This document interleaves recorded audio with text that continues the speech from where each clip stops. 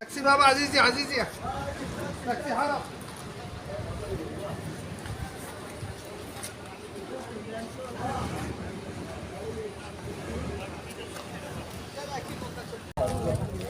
वैसे वैसे नाम कोई भी लिख दो।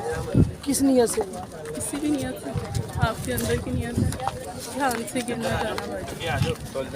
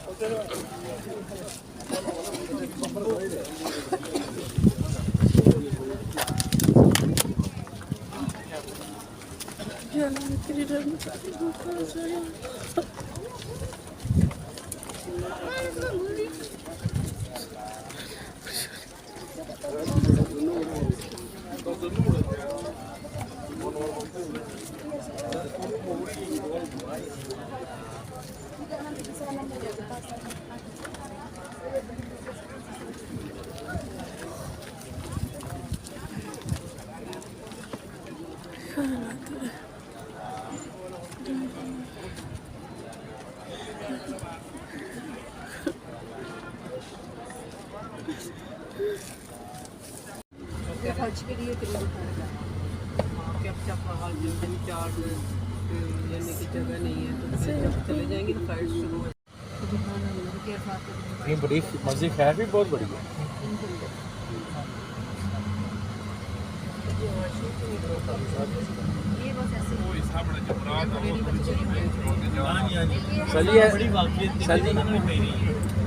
ਜਦੋਂ ਵੱਡੇ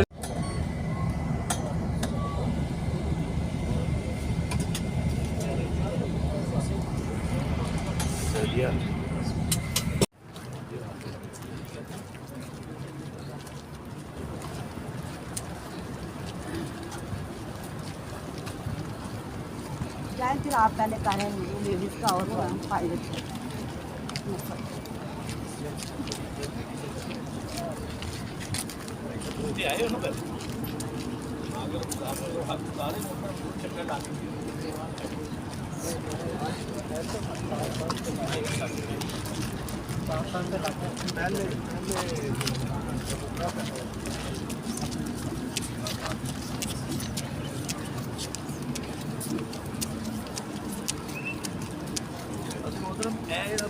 ਫਾਰਮ ਹੈ ਨਾ ਇਹਦੀ ਗੱਲ ਕਰ ਰਿਹਾ ਸੀ ਮੈਂ ਤੁਹਾਨੂੰ ਇਹਦਾ ਸਾਰਾ ਫਾਰਮ ਇਹ ਪਿੱਛੇ ਨੇ ਗਵਰਨਮੈਂਟ ਨੇ ਬਣਾਇਆ ਚੇਂਜ ਨੇ ਦੇ ਪ੍ਰੋਫੈਸ਼ਨਲ ਉਹ ਦੇਖੋ ਚਲੋ ਆ ਡਬਲ ਪਾਣੀ ਆ ਤਾਂ ਮੈਂ ਚਲੋ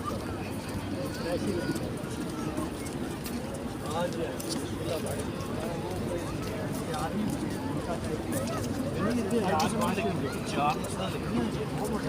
नहीं और कोई दादिया कोई हाँ जी अभी सैंपल के तौर पर पहले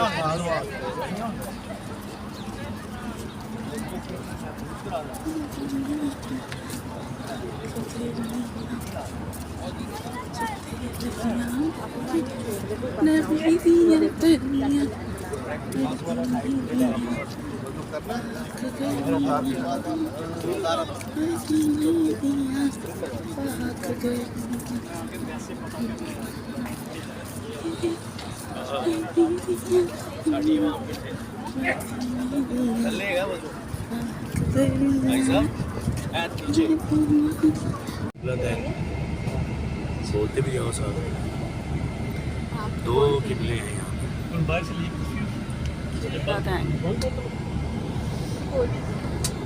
जो और भी जगह चिके मार गाड़ी खड़ी है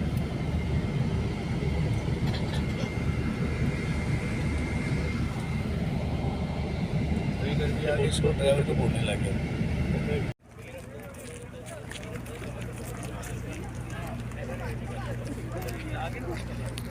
इन्होंने सारे साहब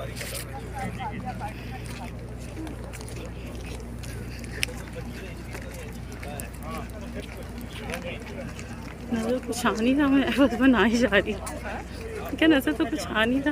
ये बाद में वीडियो देखोगे तो फिर नजर आ जाए। हाँ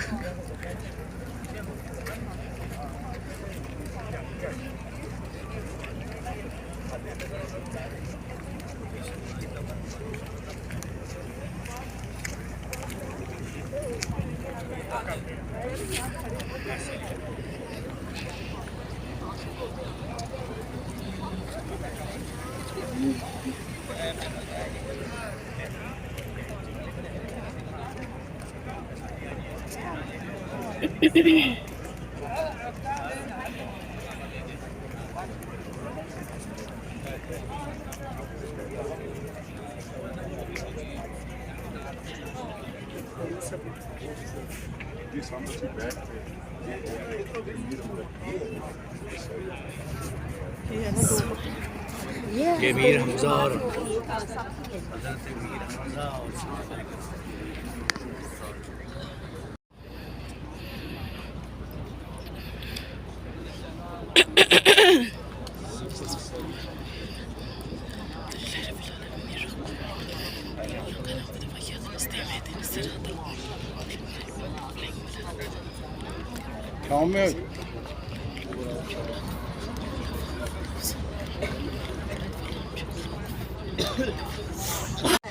उन्होंने करबला से शाम और शाम से मदीना मुनव्वरा का सफर फरमाया और अपनी जिंदगी के आखिरी अयाम इसी जगह पर गुजारे। जिन अहबाब ने तस्वीर वगैरह बनानी अपने मोबाइल निकाल लें। अभी जैसे ही ज़ियारत जी हज कराम, ये आप लोगों